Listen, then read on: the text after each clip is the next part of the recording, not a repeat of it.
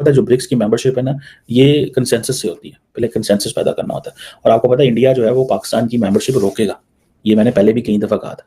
India Pakistan की membership रोकेगा।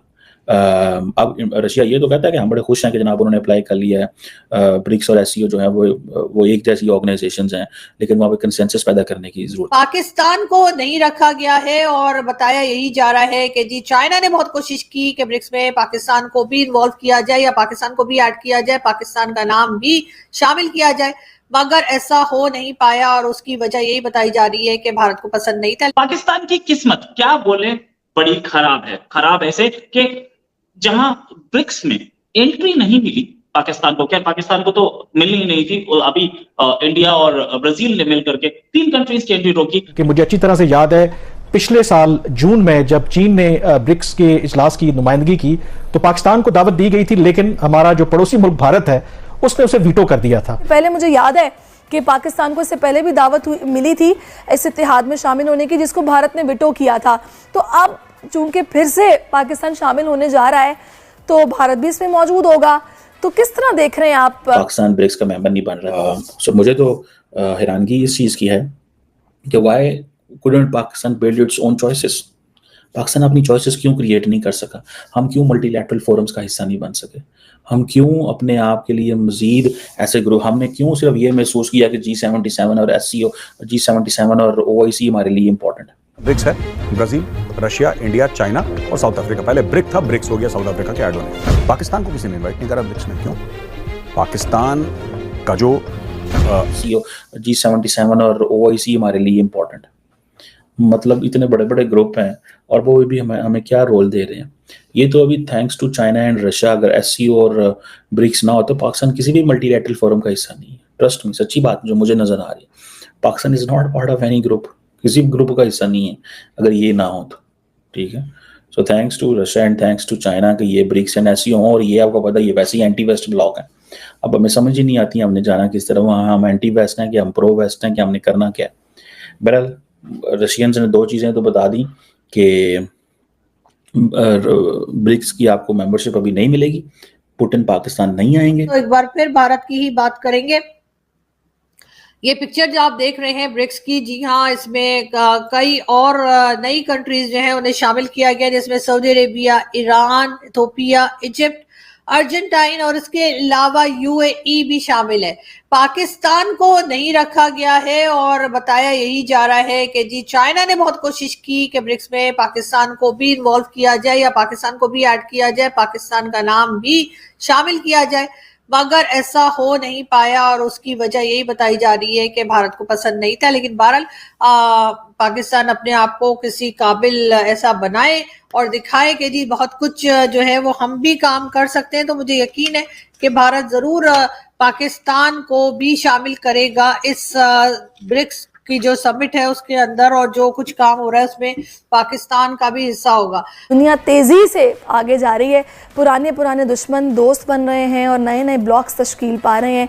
ऐसे में पाकिस्तान जो पहले ही माली मुश्किलात का शिकार है, उसके लिए पड़ोसी ममालिक की तिजारत किस हद तक ज़रूरी है इसका कोई इनकार नहीं कर सकता। लेकिन अफसोस कि हम पड़ोसी ममालिक से भी तिजारत नहीं कर रहे हैं। अब खबर यह है कि पाकिस्तान ने अपनी खारजा पॉलिसी में तब्दीली की है और पाकिस्तान ब्रिक्स इत्तेहाद में शामिल होने जा रहा है। तो पहले तो आप ये समझ लें कि ये ब्रिक्स इत्तेहाद क्या है। ब्रिक्स एक बैनुल हुकूमती तंजीम है जो 2006 में ब्राज़ील, रूस, भारत, चीन और जनूबी अफ्रीका पर मुश्तमिल है। इसका मकसद रुकन ममालिक के दरमियान इक़्तिसादी ताउन और सियासी मकालमे को फ़रोग़ देना है। और इस ब्लॉक में जनवरी में तोसी हुई, जिसमें मिस्र, एथोपिया, ईरान, सऊदी अरब और मुत्तहिदा अरब अमारात शामिल हुए। और अब जनाब अगर पाकिस्तान इस इत्तेहाद में शामिल होता है तो यकीनन भारत और ईरान के साथ हमारे अच्छे तिजारती ताल्लुकात कायम हो सकते हैं। तो पहले मुझे याद है कि पाकिस्तान को इससे पहले भी दावत मिली थी इस इत्तेहाद में शामिल होने की, जिसको भारत ने वीटो किया था। तो अब चूंकि फिर से पाकिस्तान शामिल होने जा रहा है तो भारत भी इसमें मौजूद होगा। तो किस तरह देख रहे हैं आप ये इस शमूलियत को और इसके असरात को? देखिए, इसमें जो है ब्रिक्स जो है एक इकोनॉमिक ब्लॉक जिसे हम कहते हैं, वो उस तरह एक डेवलप हो रहा है और भारत एक उसका बहुत मेजर मेंबर है। तो ऑब्वियसली उसमें जो है वो भारत पाकिस्तान नहीं चाहता कि पाकिस्तान उसमें आए, मगर उसमें ये है कि ब्राज़ील और रशिया और चाइना जो है वो पाकिस्तान की बड़ा एक स्ट्रॉन्ग सपोर्ट रखते हैं। तो वो ज़रूर चाहते हैं कि पाकिस्तान और रशिया और चाइना दोनों जो हैं वो स्ट्रॉन्गर मेंबर्स हैं या वो ज़्यादा ताकतवर मेंबर हैं भारत के मुकाबले में।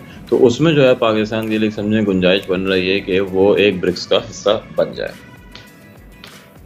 अच्छा अमान, मुझे ये बताइएगा कि इसमें हम ये देख रहे हैं कि बहुत सारे लोग ये डिस्कस कर रहे हैं कि ये जो G7 की इकोनॉमीज़ हैं ये उसका ऑल्टरनेट हो सकता है और दुनिया बड़ी तेज़ी के साथ तब्दील हो रही है।